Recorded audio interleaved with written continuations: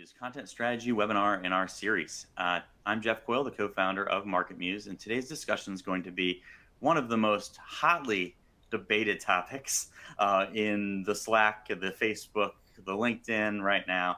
And we're going to be talking from real experience, lots of experience about human versus AI versus hybrid content. First, what is that? How should it work? How does it work today? How has that evolved? And is taking the wrong step a risk to content quality? Before we get into introducing my amazing guest, who I'm very excited to speak with about this today. All right, now I'm going to introduce our amazing guest, my amazing guest today. He's the founder of Marketing Insider Group and is someone who I've worked with, connected with, hung out with at conferences and so many times, so many years, has been doing this for an extremely long time, written amazing content. If you don't know Marketing Insider Group, it should be a site that you're reading to just stay up on what's happening in technology and marketing.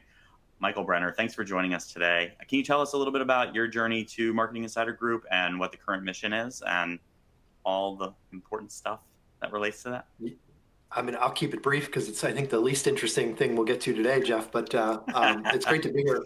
I think the last time we did this was on the floor at Content Marketing World, so we'll talk about that at the end. But absolutely. So yeah, thanks for having me. 25-year corporate marketer, big company, small company, almost all performance-driven marketing before we sort of had digital marketing and content marketing. I always love to say when I became the head of marketing for a startup, I sort of learned how to do marketing without a budget, and that was basically content. And so I fell into the content marketing world, became the first head of digital marketing, first head of content marketing at SAP, before heading out on my own to do speaking, consulting, and then Marketing Insider Group as an agency was basically formed just to help people create, as we like to say, content that converts. We try to create actionable, frequent, consistent, quality content that drives a measurable result, and it's really that simple.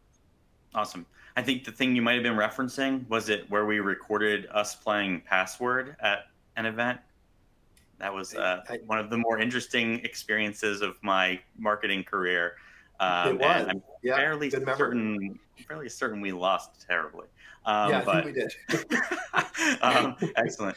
Well, thanks for joining me. So the topic I really wanted to get into gets to the point of augmentation, assistance, using AI in your organization. Can you briefly walk through how you have adopted this as part of your processes, and kind of, is this, you just did this in 2023.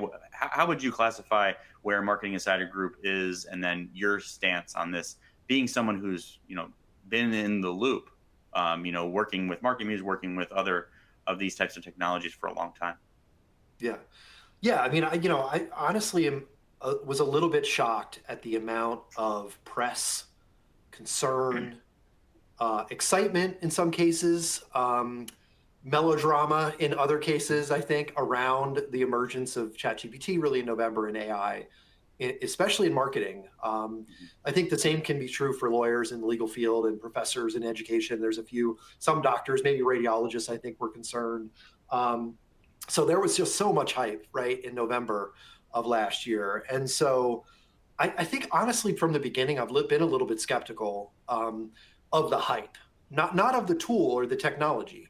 And so, trust but verify. We've tried, all the tools out there. We're big fans of MarketMuse. We utilize tools in all of our, activities, whether it's project management or keyword optimization or on-page optimization or, email automation. We've been using tools in marketing for a decade.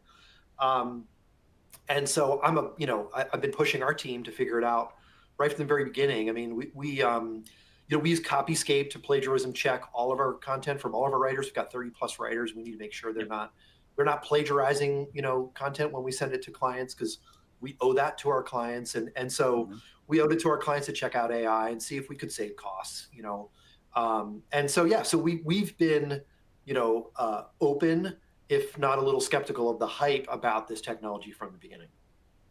Right. So you've been using these types of technologies for more than a decade, even at SAP. There were some items, and natural language generation, even in its many forms, has existed for much more than a decade. Whether it is as refined and amazing as it is now, I think we're always looking at it to be, what is your definition? What is your current definition of hybrid today? And how has that evolved since November? I think that's where, when I'm speaking with teams, I'm getting the most light bulbs. It's like my hybrid approach is actually special. And it may be a good thing that my hybrid approach is special because I've got to bring my expertise. I've got to bring in my own experience. I've got to bring in my editorial perspective. How are you as an agency driving that bus? How are you setting the tone for what a hybrid is or what it could be for a client? Yeah. Yeah, I mean, we're, like I said, we're testing all the tools. We've looked Mhm. at all the different, generative AI writing solutions, obviously Mhm. ChatGPT. Um, and, what we're finding is that the output, I heard a line the other day that the all models are wrong. Some of them just happen to be helpful. Mhm. And so, the biggest insight I think from our writing team has been it's, AI can be really helpful for a blank page. If they're starting from scratch and they're looking for an outline to get started, it's great. Mhm. Headline generation, not so much. We found that the bland, generic headlines, are headlines, you and I could come up with, pretty easily. Right. Um, Repurposing, down. So from a long form piece of content to a shorter form piece of content, from a short form to a tweet or a Facebook post or a LinkedIn update, very, very helpful. Mhm. Going the other way from a short prompt to a long form piece of content, it, I always tell people it predicts words, and a lot of times it's wrong or it's biased or, it's complete trash. So Mhm. so again, there's like caveats, and so yeah, we're pushing our team like, hey, if you can save 15 minutes out of a 3 hour blog post process, then Right. save the 15 minutes. Or if you can just focus your time on the quality of the writing in a little bit more than having to how to solve that blank page problem. So again, that's what we're looking at it. But at the same time, we're plagiarism checking, we're copyright, AI, sort of testing, just to make sure that writers have bad. I always love to say writers have bad days, but editors aren't allowed to. And so we want to make sure that when a writer has a really bad day, that our editors are kind of keeping them in check. Well, the two topics that come out of what you just said that I really want to dive deeper in, and we'll start with the CMO one. But the first is that you say writers can have bad days and editors can't, right? Mm.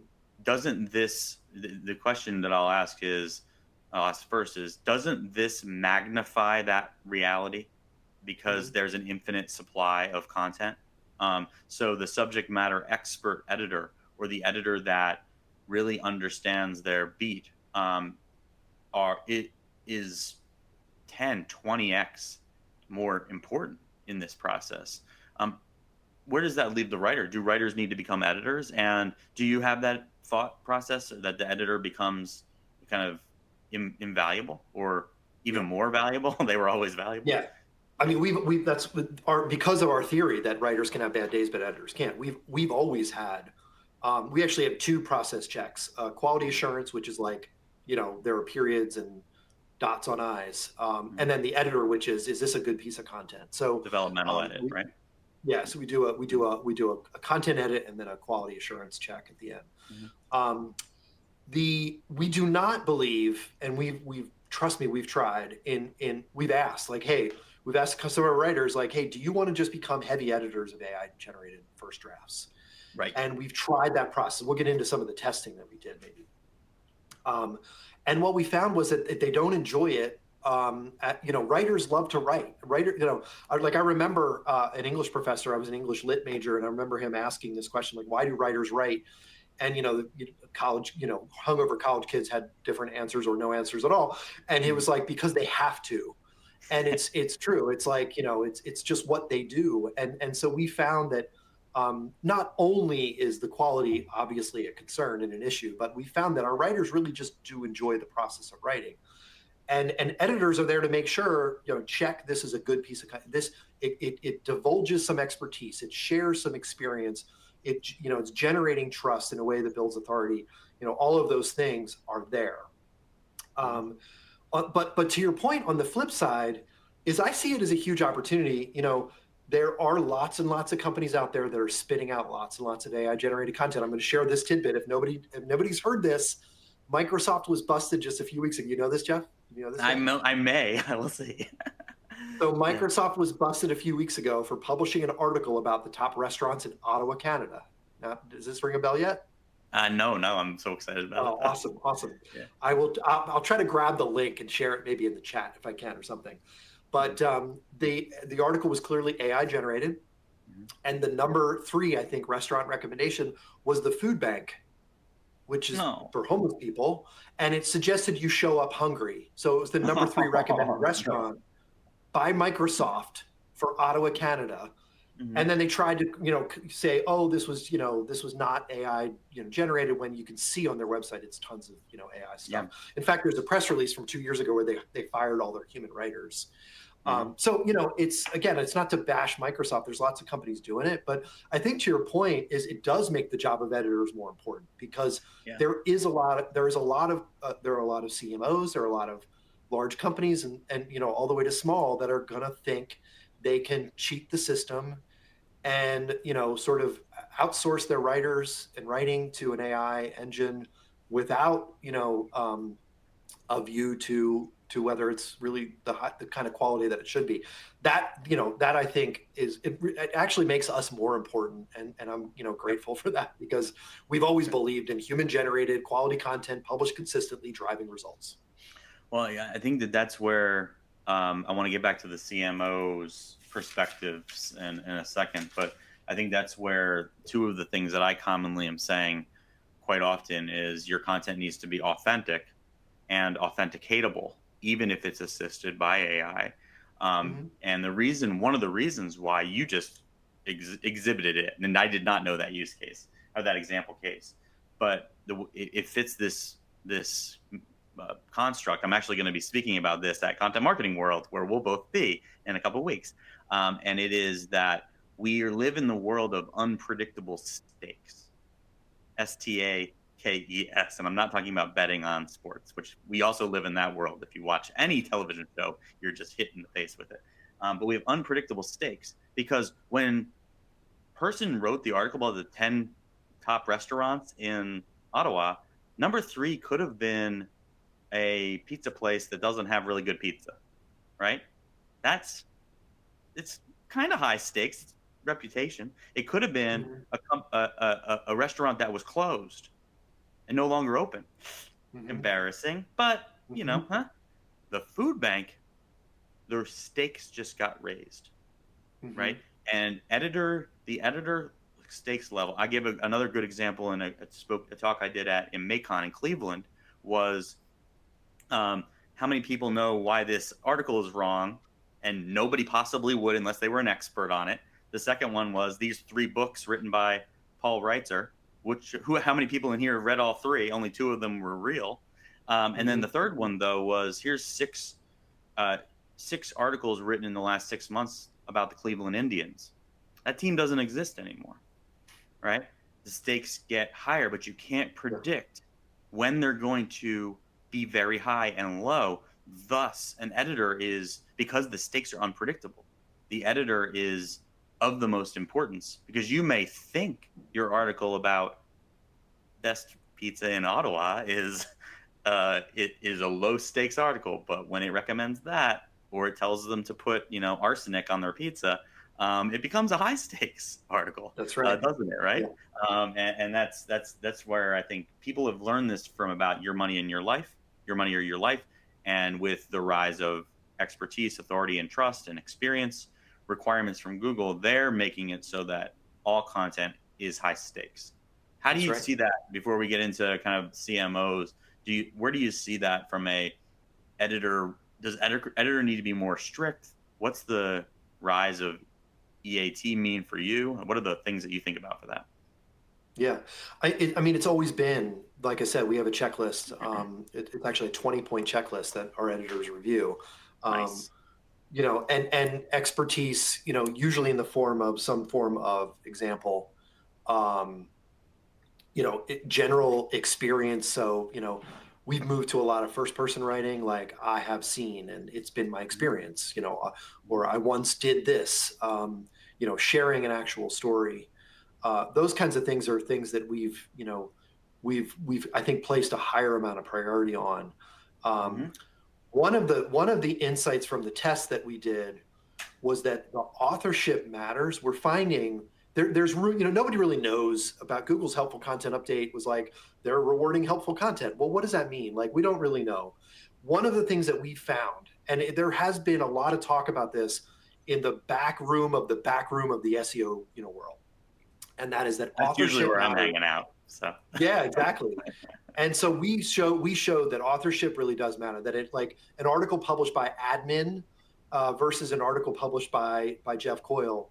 The Jeff article is going to do better if it's a similar quality and sort of substance.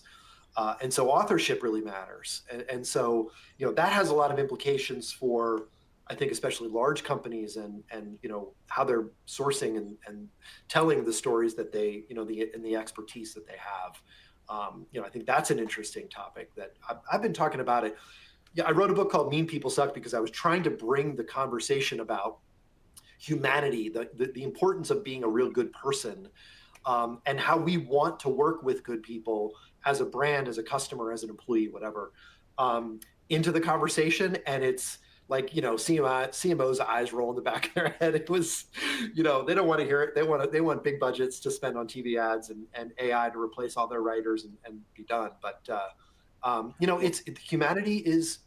I call it the paradox of AI. If I can insert this tweetable tweet, right? Or it's, mhm. what are we going to call it when it's X? Is it an Xable tweet? An I Xable call it quote? I Twitter don't know. X. Yeah, yeah. X It also can be Twitter. called X Twitter because then it has two meanings, right? There, I love it. I like Yeah. that. Um, but my quote is, the paradox of AI means that the more automation technology we use, the more human the content and the brand, perception that we want to convey needs to be, because people are always going to want to do business with other people, not with robots. And Yep. so I think that's something we always need to consider. Yeah. I love that you're talking about authorship. It's something that so I've had fights about authorship, famous ones on SEO forums for years, and it isn't. It does, and what I've learned is it didn't matter. It doesn't matter how it's being done and whether you know how it's being done or I know whether how it's being done. It's that Google is trying to solve the problem, right? They have been trying, whether they do it with authorship markup, whether they do it with inference, whether they do it with the knowledge graph, whether they do it with Google My Business profiles, any of those concepts. I don't, let's say for now, when we're in the not inside the dark rooms where we discuss these things, let's just imagine we don't care. The reality is Google is absolutely trying to solve this problem. So it is, through correlation, a good idea for you to not write articles written by the house and you to write one by Michael Brenner. It is never Yeah, going to be a downside for that to be a yeah, truth. So helpful content update is what they call a drag. So it's basically saying, or the way I like to think about it is, it's not a boost. It can hurt your site only in pulling it down at the site level, right? That is a unique style of filter or a manipulation of search results. The product review update, where it's if you do not exhibit experience, you are in trouble, right? That's a different type of thing. So overall, you can make the assumption that writing great content and really actually doing the things you say you do is important. And so I'm trying to bring it back to the fundamentals. Speak from experience, which is a rule in my mastermind, Rhodium. If you're familiar with Rhodium, speak from experience. So take that on for your site. Um, sit, make sure that it's authenticatable what you say you did, and make sure it hmm comes through and it's authentic, right? And so it's these fundamentals of being a real human and actually being human that we're saying we want to exhibit. And so I love the way that you described that. So tracking back to, we've got some great questions coming in already. Thank you so much, and we're going to get to them. Um, as long as they're not debatable about how authorship works. But anyway, so the CMO, when they're seeing this, so you said you were shocked by the way that many CMOs reacted to this. I have been as well. But you also said a minute ago that if you can save 15 minutes, um, my assertion is not being a good writer. I'm not a good writer, but I'm a good storyteller. I really care about my narratives and my stories. I'm not good at actually writing and getting things done. I can get an article into a beautiful state that I love in 3 hours, where it would have normally taken me 3 days, right? So for me, it's like a whole different world. But a great writer can improve 15 minutes. What do you say that they do with that 15 minutes? Do they move on to the next piece, or do they do something that they would have not done? Right? That's the big question. I think that's where CEOs are getting it wrong. What are the other ways you think CMOs are getting it wrong? And is that a good example? No, I think it's a great example, and I love that you brought up the high stakes term, because that's exactly what our head writer used, that exact term when I asked her the question, like when we did this test, we looked at human AI and hybrid type content approaches, and in the end I was just like, if AI content is twice as fast but it's not twice as bad, should we cut the corner? And her Mm-hmm. comment was, it's too high stakes. Like the cost of being wrong, the cost of being not as good as if I wrote it myself is just too high. And so what we're doing with the extra 15 minutes is we're adding an FAQ at the end, or we're adding another story or example, or we're throwing in a case study, or we're telling another personal anecdote. And so again, and the really cool thing working with real writers is they came up with this on their own. Like, I've pushed them, like, automate everything that you can. And in doing so, let me know if you can write 2 articles in a day instead of 1. And they're like, Mm-hmm. no, I still really need the 3 hours. I'm just going to make it a better article. And I'm like, yeah, that's the right answer. I love it. So, which is why we do it the way we do it. And so what CMOs are getting wrong, and I had this conversation with a tech CMO in Q2, so a couple months ago, and large, well-known technology brand CMO, and he said it was like we were doing like a sort of a small little mastermind conversation. Mm-hmm. So he had some peers in front of him. I don't know if he was, sort of trying to look like a smart guy or what, but it was like Probably. in 2 years, yeah, he's like, in 2 years, we're not going to need writers or writer agencies like yours. It's all going to be AI. All the content on our website is going to be AI driven. And I almost fell off my chair. I'm shocked to this day that he had the gall to say that publicly in front of, it was a private conversation with a couple other folks, but to say it in front of anyone else, I was shocked. And because what I don't think that CMO specifically, or anyone who might be thinking that, understands is the sort of, well, let's play that out, right? So every company is just going to have drivel, crap on their website that's all going to look the same. It's all going to be potentially wrong. It's all going to be potentially biased. It's, it's none of it is copyrighted or unique. It's all basically plagiarized. Mm-hmm. And so, that's number one. What does the web look like? I mean, there's a number of articles about how, AI is going to ruin the web. Right. The flip side is that large language models are doomed, which is I just read an article about that just 2 days ago. Why are large language models doomed? Because if you photocopy your face 7 times, it doesn't look like a face anymore. And that's what happens with large language models. When they start consuming their own output, they're eating themselves. And they're either gonna, the study by 2 guys from Columbia was pretty interesting. They said it's either gonna produce the same thing all the time. So if you said, give me a picture of a face, it'll be the same face every time. Or it's not even gonna be a picture of a face, it's gonna be a picture of a leg. Like, it's either gonna be completely off, or it's gonna be the exact same thing every time. And so it's called model collapse or model decline. That's the eventuality. I don't think either one of those things is going to happen. I don't think AI is going to ruin Right. the web. I don't think that large language models are going to eat themselves, because we're going to continue, and again, we can criticize Google all at once, but like you said, at least it's trying to figure it out. Right. And, and the fact is that people will engage more, again, back to the paradox, people will engage more with human written content that's, has a certain quality. So, but that's the shock. The shock is this, belief that everything's going to be automated. I believe that sentiment is still out there, although I think the hype has started to decline, and the trough of disillusionment has been reached in many cases. But now hopefully we can build from a realistic baseline. No, I think it's awesome, and I think that it is. I've experienced that too, and I think it comes from a place of and a talk I've given on misunderstanding of what content is and what SEO is often breeds this, because we've been fighting over scarce resources, and content has had a cost a lot of times that wasn't accurate. We will often look at content that we didn't come up with or we didn't want to write is worse than what we want, right? So the editorial team might say, oh, that's SEO content. Well, what did that mean? That meant worse content than I would build, right? Yeah. And then the editorial team might say, oh, that's news content, right? Or the SEO team, oh, that's news content. It's never going to be optimized, right? So basically, we've created these buckets of content, which all denote that my content's better and their content's weaker.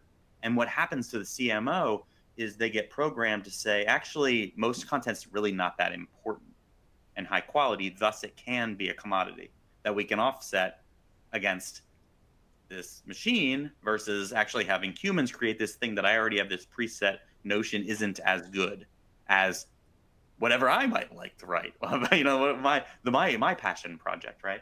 And I think that really comes into it is those editors who are passionate and can communicate the value. I like the way you described it. With my 15 minutes, I might add, I might understand my user better in the form of an FAQ. I might add a unique anecdote. It might add a personalized experience that and weave that into my narrative in a more valuable way. Another example would be custom imagery or some sort of user experience. I love that. I think that that's what's separating teams already who are using artificial intelligence with this. But speak to me about you had mentioned mediocre content. Is there a place to create mediocre content? This is the hottest debate on all of SEOs. Like sometimes it still works, and I say, yeah, it's not going to work forever. If you are cool with right now and then being mediocre, I don't get it. But it's not. You're in a predictable decay. But what do you say to teams that are like, I want to build a lot of mediocre content right now? Well, first of all, no one ever asks that. No one's ever come to us and say, can you give us some mediocre stuff? It's really more the other way around. We often will create stuff. It sort of jumps on the back of what you were just talking about with buyer stage sort of driven content. Sure. Sometimes we get criticized by our clients as writing basic, and I hate the words, like what your teenage daughter would say. It's so basic. So basic. And because tools, I think you ask, you want to look at like, what are the SERPs? What's a good structure of a content based on the top SERPs? And there often is a formula: what, why, how, who, when, sort of basic journalistic answers. And so we do start a lot of our content with, well, what is big data and why do you need to know about it? And, what are the benefits of having a hybrid cloud infrastructure, which the hybrid cloud infrastructure company might call basic. But the fact is that if you look at the search trends, you know that there are more people searching for what is hybrid cloud infrastructure than actually know how to implement it. And so we obviously want to speak to the people that want to implement it because they're going to buy from our client. But we also want to speak to the CFO who doesn't give a crap, about what hybrid cloud infrastructure is. He just wants to know if it's something he should pay for. And so we have to answer those basic questions. So we do sometimes push our clients to answer the basic questions, but never in a mediocre way. So our who, what, when, where, why, how, pillar type pages still get into case studies, still tell stories, still answer FAQs, still provide, in many cases, my favorite is opinions.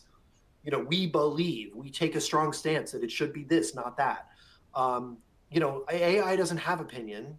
Or it lies or it's biased or whatever. But so yeah, we don't get asked to create mediocre content. I wouldn't do it if someone asked us to. When we tested AI content, for example, we did a post It was 7 time-saving tips for CMOs, and Mm-hmm. it produced it's probably perfect example of your mediocre type of content. In fact, if you Right. Google time-saving tips for CMOs, you'll probably find the article we wrote. It actually ranked #1. The site on which we published, it's authored by me, even though it was written by AI and formatted by our editors, Mm-hmm. was a very mediocre list post with 7 steps to saving time. For you could be a CMO or you could be a plumber, it wouldn't really matter. It was kind of the same thing. Very mediocre content. The owner of the site we did our sort of this AI test on, actually after we read it, was like, I'm going to go back and rewrite that article because it's too mediocre. It's not, somebody who's reading that is not going to think very highly of us. It's practical, it answers the question, but it's not good enough. And so, yeah, so if anyone out there is creating mediocre content, stop. Stop. Right. It's only going to Don't hurt let it you. get to publish. You might generate mediocre content, but you got to turn it into something magical. And the way that you describe those examples, and we're going to get into some examples and then findings from that shortly. But I also heard a grade.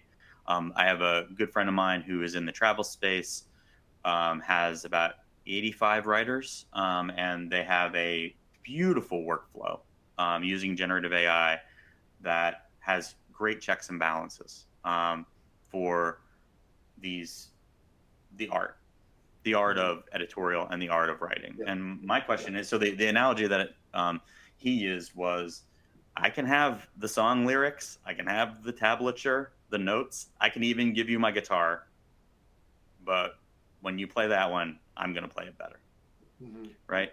And that, to me, it spoke to me because I was like, yeah, because I'm like a really mediocre guitar player and I can't sing. So I would be like, yeah, you're right. That's the example, right?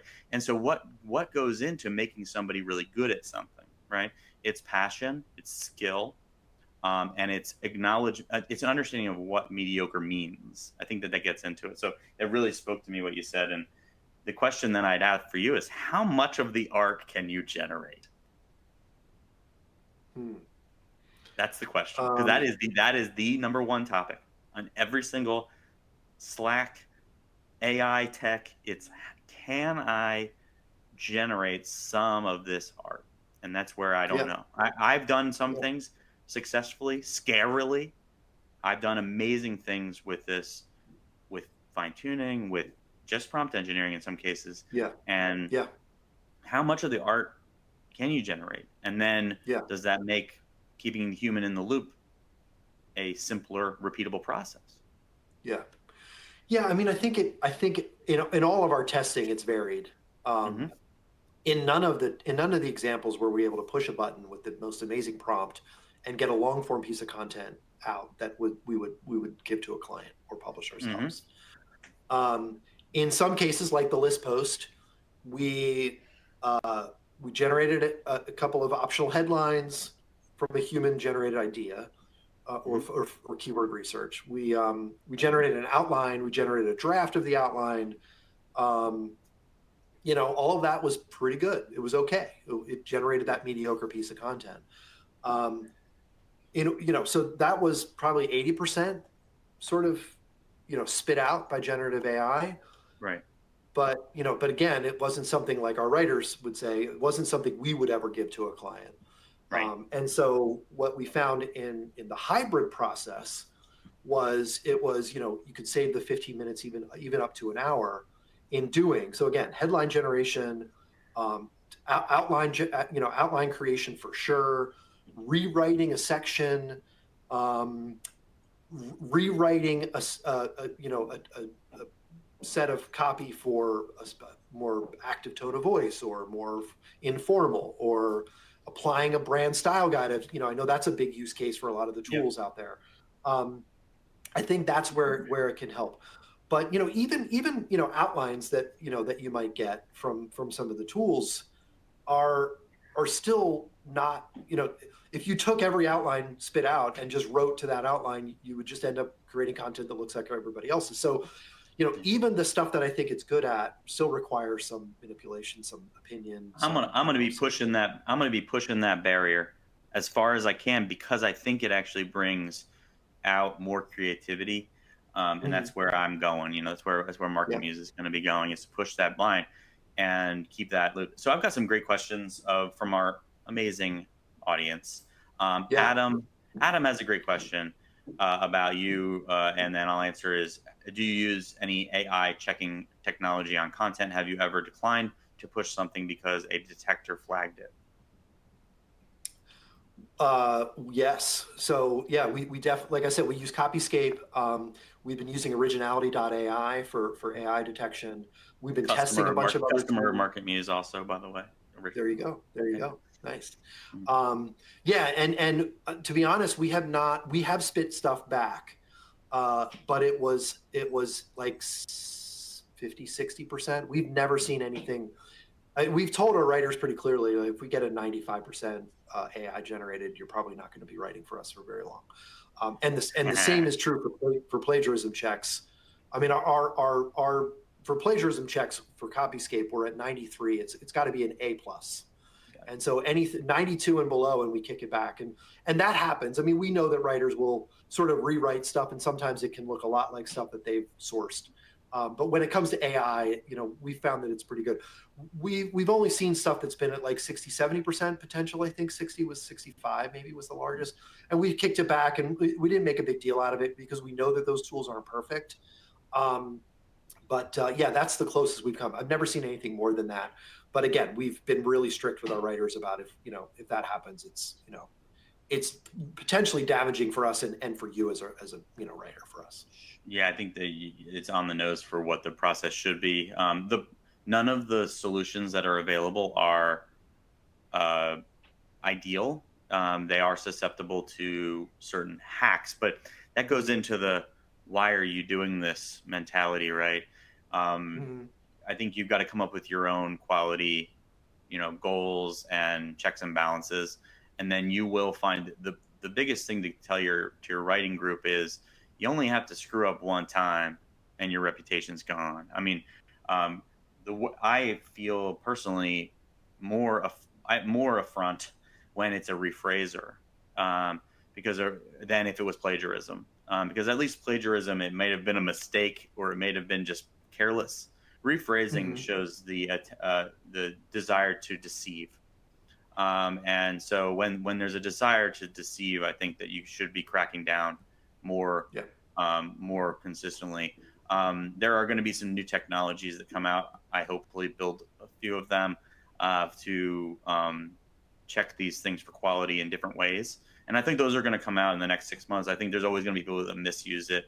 Um, and but I think it's a great question.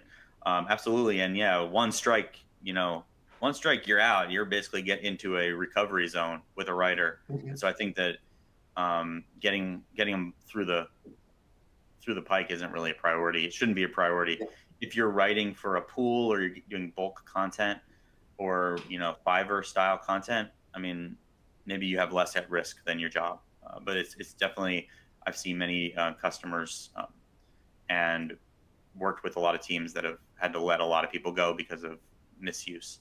I've Yep. also advocated that they create an amnesty policy where saying, "Hey, show me the way that you're using all these technologies because we need to make centralized policy, Yeah. right?" Exactly. And go there. So another question from Jesse: if I use technology that you said MarketMuse, because this is a MarketMuse customer, and then prompt that to become an article, and then do edits, do you think that would rank, or is that too generative? Can this be used for topics I don't know as well, and then have technical people look at it to validate the facts?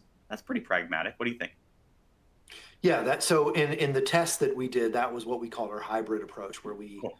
we You want to get into basically that? You want to get into that outlined. detail?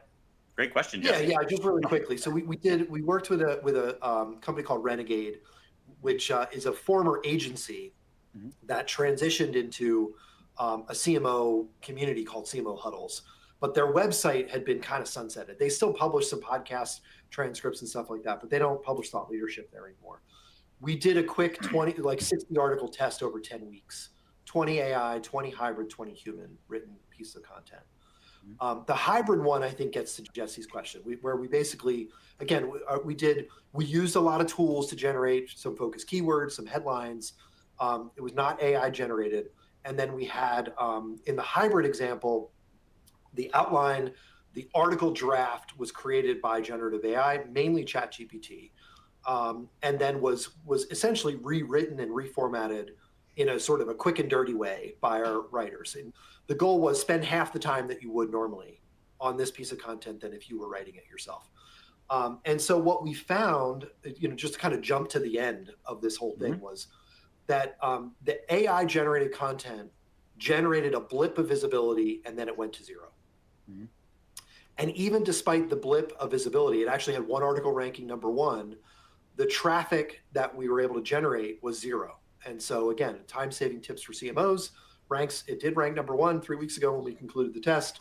No one was clicking through for whatever reason on that #1 ranking for their website. So 1 out of 20 basically was sort of the thought there. The human-generated content generated the highest amount of visibility, the highest amount of traffic, and the highest amount of engagement, which wasn't surprising because we spent a lot of time making it good. And then the hybrid content, it actually performed in the middle. So, instead of 18 out of 20 rankings, ranking articles, we got, I think, 10 or 11. The traffic was in the middle, the engagement was in the middle.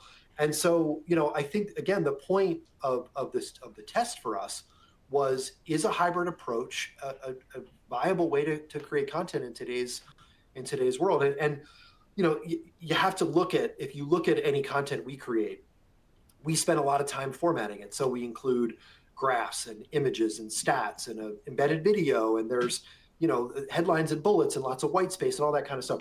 We did a full edit of all the content after it was AI generated to match our sort of standard quality guidelines. And so I think as long as you're doing that, as long as you're making sure that there's personal experience and expertise shared, that you're trying to build authority in some way with opinions or custom research, that all builds towards the EEAT guidelines, then I think it's a totally viable approach. The question, though, and we sort of alluded to this, and it was asked by the guy who owns CMO Huddles, was, if it saves half the time, can it save half the cost? And again, it's back to our writers saying that for high stakes content, it wasn't to the level of quality that they would have generated on their own. So, I think it comes down to, for list posts, maybe top 50 influencers in your industry type posts, it might be okay.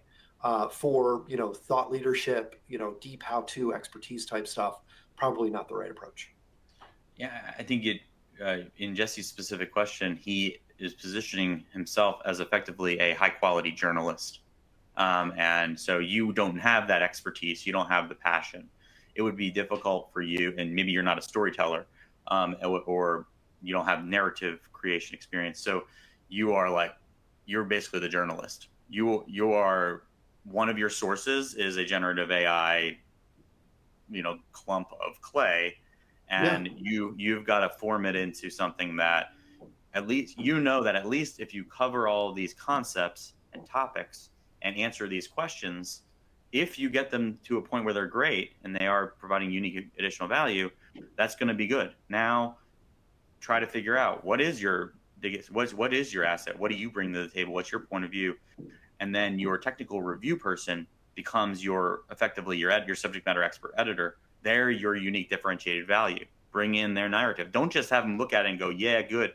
Set the sensitivity on their Richter scale all the way up and say, you tell me everything when you read this.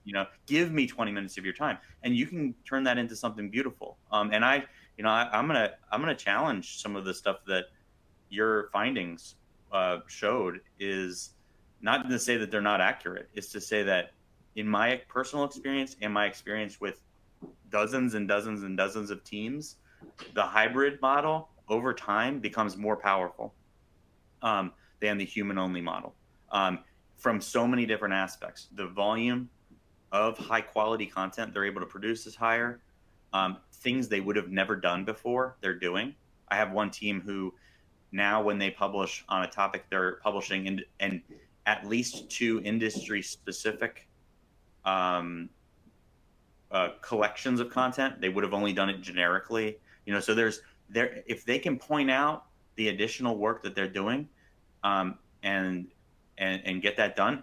Think about this: if you got access to that technical reviewer's time, that person could probably think about 2 or 3 articles that should be written.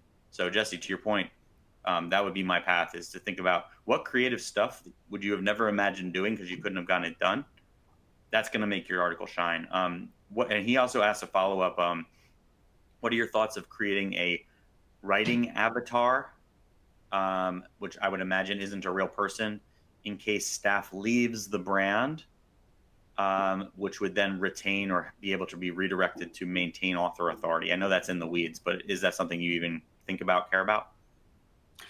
Yeah, well, I mean, one way that we've talked about this with some of our clients is I don't care who the author of your content is, even if it's made up, Mm-hmm. but put a name on a piece of content. And so the other thing too is, I mean, I wrote hundreds of articles for SAP, and when I left, they owned that content, so Right. they didn't remove my name from the content I authored because they owned it. I wrote it for them while working for them, but while being paid by them. So so an investment in an author, in building an author's personal brand, for example, is never an investment that's wasted, and it's an investment that you own the output of. Um, Yeah. but yeah, I mean, I think, like I said, I think some of the AI tools are really good at creating brand voice guidelines and style guides that can be applied to any piece of content. Yeah. Now, at the same time, you don't want six authors from one brand sounding exactly the same. So, I'm a little bit, I'm a little bit, not a huge fan of strict tone and voice guidelines when it comes to branded content as well. So, but Nice. again, the point is, have an author, have a name.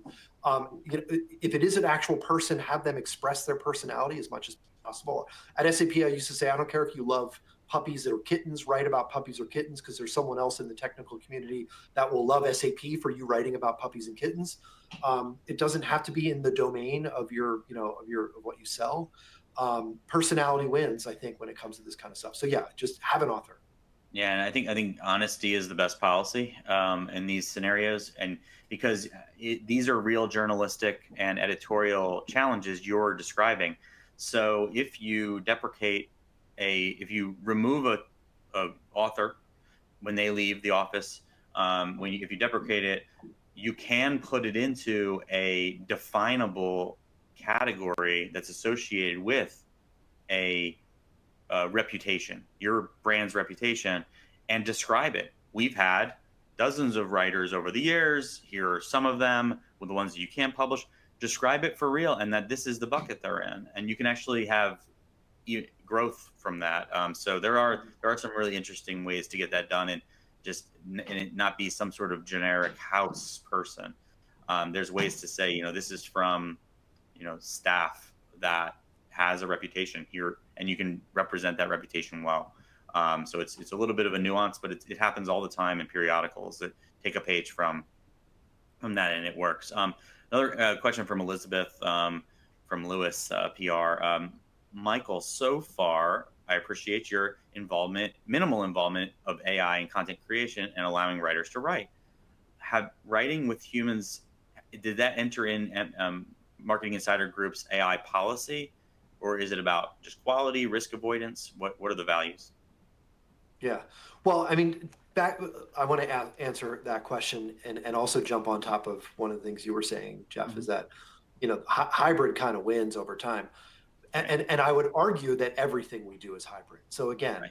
we're utilizing tools for keyword research. We're utilizing Mm-hmm. tools for competitive gap True. analysis. We're utilizing tools for, top SERP analysis. We're utilizing I mean, there's automation that is enabling the entire, almost every step of the process, even up to and including, outlines and drafts and Right. rewritten sections and things like that. So I want to put a pin on that one first, is that you could almost say it's all hybrid at this point. You're right. In You're our right. Yeah. test, the hybrid category was stuff we spent less time on. Mm-hmm. Like, that's the reason it didn't perform. We basically said, we're going to spend half the time on this as we spend on a normal article. It just happened to be, so anyway, so there's that. No, that you're so right, by the way, because it is my cruise control is very augmented, and then it's generative AI versus other technology assisted by AI, which our entire platform is based on AI. So that would be you are right, 100%. My hybrid is actually, if you're a creative writer sitting in an office manually creating something and not using anything, I don't really see that right now. Yeah. Okay. Gotcha. Good Yeah. point. So our guidance then to writers has been Mhm. that our quality is what sets us apart. We're Mhm. ranked number 2 in G2 for content marketing agencies, despite every single other agency on that list being 5 or 10 times bigger than us, Mhm. because of our quality, because our clients see the results from our work. And Mhm. our writers stay with us because they love the autonomy that they have and the room that we give them to be good writers. Yeah. And the fact that we don't let them talk to clients, because clients want to suck their time into conference calls and meetings about meetings, and we have a wall that says no, writers are writing, and you can talk to our client service people if you have a question. So our guidance to writers is use the tools, find a way to cut corners, to save time, to create the best piece of content that you can. And do we have to weed out folks every once in a while? For sure. Um, but like I said, they have come to us and said, like I said, we've saved 15 minutes, but instead we're going to go find a really cool infographic or animated GIF. We've done that for our own website. Like if it took us an hour instead of 2 to write an article, we'll go find some animated GIFs and some fun graphics, or we'll create some extra graphics, or source a video or something that kind of helps tell the story. Yep. So that's the guidance from a writer perspective is, as an agency, we can't sell plagiarized, scraped from AI content. We just can't. Right. It Mhm. has to be original. It has to be written by a human being. But we fully support and encourage you to use the AI, tools that are out there to automate, free up your brain, if you will, to be more creative. On the risk avoidance side of the question, it is plagiarism, number one. It Mhm. is potentially copyright violation, number two. There's a lawsuit going on right now with Sarah Silverman. I don't think she's going to win. I think the courts are going to, I don't know where they're going to fall. And does a blog post need to be copyrighted in the first place? Probably not. But the point is, if it's even in the gray area, we can't be doing it because we're being paid to write, original quality. The fact checking side is really bad. That's some of the things that we've seen. There has to be some, I asked ChatGPT who is Michael Brenner, and it said I wrote a book I never wrote, just like your example with Paul Roetzer. Yeah. Mhm. It can be really wrong. It makes stuff up. It predicts words. It's not a writer. Um, and so that's, again, back to the writer guidance. I tell them, hey, I know you're Googling the top 5 search results for a focus keyword before you write a piece of content. Use whatever output you get from generative AI as one of those pieces of output before you start writing, even up to including a first draft or an outline. But then you've got to rewrite it, in your own voice. Yeah, you got to be integrating. I love that the way you described that. The Sarah Silverman example as well. I that is one. She had a book re-represented in another medium that wasn't hers. A good question from Brian. There are SEO advocates who still shoot for this strategy, and so I think he's asking our idea of this. Can you create large volumes of mediocre blog posts and go back and enhance them later as a strategy, or does that initial indexing put you in a deficit position? I modified your question, Brian, because using the word penalization there would be a completely different question. So does that It put has you a behind? specific Yeah. connotation. Yeah, yeah. Well, I mean, I don't know if I can answer it without getting into more of the inference to like a Google Mhm. penalty, but because what we've seen, and I love jumping on Twitter X. There's a couple of folks. There's a couple of folks who continue sharing really good examples of websites that have been penalized down to zero organic traffic Right. because of high volumes of SE or of AI generated content. You almost And did. I'm going to share in Washington D.C. I'm going to share 2 examples. One was a completely fictitious website that was used 10,000 articles, all AI generated, and its traffic and rankings went straight up and then fell to zero. And that Right. website will never rank for anything again. There was another travel website that used AI generated reviews, which again, it saw its traffic, go up and then, die down to zero. So I think that the potential for that kind of a Google penalty is quite large. But again, I want to come back to the high stakes comment. The folks that were writing, like I guess what I'm not talking about is, some company from India that wants to sell a lot of cheap shoes, and they want to generate 10,000 articles about shoes so they can rank and they can sell a lot of cheap e-commerce. If that's the business, then maybe it works for them. But the folks that we talk to are founders like you, Jeff. They're SaaS technology company founders who have a story and a passion for what they sell, for the product they created, for the customers they serve, for the partners in their ecosystem. And the stakes are just too high to create lots and lots of mediocre content just for search ranking. So from that perspective, I would say it's for a company with a founder that cares, then I wouldn't recommend it. Yeah, There are lots of I companies love that don't nothing have more. founders that care. Yeah. Yeah, I love nothing more than seeing a competitor who has large volumes of low quality or medium quality content, because they often don't acknowledge how much editorial debt and content debt that creates, and how hard it actually is to fix that stuff up.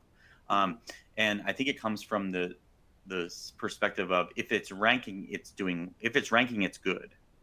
And which ones do you update? Do you update the ones that do well, because you wanted to put your best foot forward? How much time savings is this actually buying you? I think all those questions would need to be answered. Can you get away with content that isn't expressing expertise and isn't providing a unique experience right now? Absolutely. You absolutely can. You can. It is a great percentage of the content on the internet would classify as not exhibiting expertise, not exhibiting experience. There are topics that likely will never, for years, will not require that. But the truth is, if you do it, you win, right? Especially in those zones. I have a great example where the prevailing intent on a query, can't give it, I'm sorry, can't say exact. The prevailing intent on the query was Google wasn't really doing that well with it. The common intent that you would have on the street, thinking if you search this term, would be this other thing. And I have a client who published the most amazing article, AI assisted, 3,000 words, covers everything you'd want to know about this specific use case. And the search result that they built it against had no examples of that intent. Okay. And it is now number 2 in organic search. It's because they understand why you would have built that in the first place. If you just go by people who tell you to copy your competitors and look at the intent of the SERP, and that drives the bus, I'm sorry, it's going to hurt you over time. And I think that answers the question. You can go back and improve existing content, and it will improve. You can do that. The risk is that you are doing it on queries that deserve experience or require expertise. And so if you make that mistake, you're in trouble. Finally, Michael, we're both going to Content Marketing World in a couple weeks. That's going to be awesome. If you still haven't signed up, CMW SP100 gets you $100 off. You can book a demo for a custom audit from MarketMuse, marketmuse.com/book-demo. Let's sign off. What is your full stack? I've had a question from Amanda about what are the tools that are in your bag that you're using. You mentioned Copyscape. You mentioned MarketMuse. What are some other ones that you might be interested in? And then also, I'd love your final take on authorship. Is there a place for there to be an SAP profile producing content? Yeah. Gosh, the tools that we use are probably too many to list. Okay. I might defer that question. Cool, pass. I come to my workshop in DC, in Washington DC, at Content Marketing World. I'm going to share the entire list of our technology stack, and none of them are big, right? We don't have a HubSpot or a Salesforce, or they're all sort of niche applications. And then what was authorship? Yeah, authorship.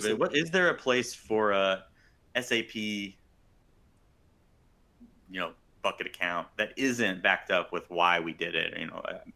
Not to lead the witness, but yeah. I mean, is there a place where you shouldn't be an author? Right. Is there a place where content on your site shouldn't be associated with an individual human? So yeah, this is the legal conversation. So I have this conversation with lawyers all the time. When we, because the lawyers wanted to have an opinion about blog content, articles. And I'm like, you're not, SAP is not the author of this piece of content. Michael Brenner is, or Joe Smith is. And so, if you want us, we can write the opinions expressed or the authors or whatever. Remember that ridiculous phase in social media when brands required that. And so, yeah, if it's a published page on your website, it's assumed to be published by the brand, and lawyers can have an opinion on what it says and claims that it may make or not. If it's an article or a blog or a resource page or Thought Leadership magazine or whatever, the assumption, I think, should always be that there's a person that's expressing that. Again, expertise, authority, experience, and trust can only come from a person, not from a brand. And those things help to build brand trust, but only because of the combination of your people's experience. Awesome. I've seen some great representations. And Kate, who asked the question, and I know your site very well, there's value in telling the story of your team if it is a team content. And so this was brainstormed by X person, written by this person, fact checked by this person, the C team. I mean, you can bring it right now. Look at Healthline, how they're doing it. I mean, it looks like there's a audit report for every page. Research here, use this tool for this, medically reviewed by that, analyzed by this, editor line item by this. I mean, that's where the future's headed for the short term. That's a little exaggerated, but tell the story of the piece through the authorship and present that in a thoughtful way, and it's gonna be a very good outcome. I've seen it a number of times. So I love the way you describe that, Michael. There is a place for it, and it comes from more people believing in your authenticity. And I think that will win the day. What is your speech on, or what is your, you're doing a workshop, and are you doing another presentation? Yeah, so it's the 7th year in a row I'm doing a kind of a beginner, if you will, documenting your content marketing strategy. Cool. I always say it's beginner. It's in the beginner sort of description, but we get lots of experienced, mature, large company marketers that show up. I think there's over 120. So if you're interested, please come to that. And then I have a standard kind of like 7 steps to show content marketing ROI to your boss. I've kind of updated it. It's the 2nd year in a row I'm going to be doing that. But so yeah, if you're interested, if you're coming to DC, please check one of those 2 things out. Awesome. Well, I can't wait to see you there. I'll be talking about hybrid AI and keeping humans in the loop and all that fun stuff. So it's very relevant today, and it's getting me jazzed up for that. But thank you so much for joining us, Michael. I always appreciate your time and all the effort you put in and bringing in real examples of Renegade. If people want to get in touch with you and ask you a couple more questions about that use case, how can they do that? Yeah, connect with me on LinkedIn is probably the quickest and easiest way. And then, shoot me a note. I'm based in Westchester, Pennsylvania. There's a lot of Michael Brenners out there. The reason I got into writing was because I wanted to try to create a name for myself. So Michael Brenner from Westchester, Pennsylvania, or send me an email, michael@marketinginsidergroup.com. I'm happy to take any questions. Wonderful. All right. Well, thank you, Michael. And thanks, everybody, for joining us, whether you're live or on a recording. If you have any questions, also, Jeffrey_Quill on the X Twitter or LinkedIn, Jeff at marketmuse.com. And I always value your feedback. Thanks again, Michael.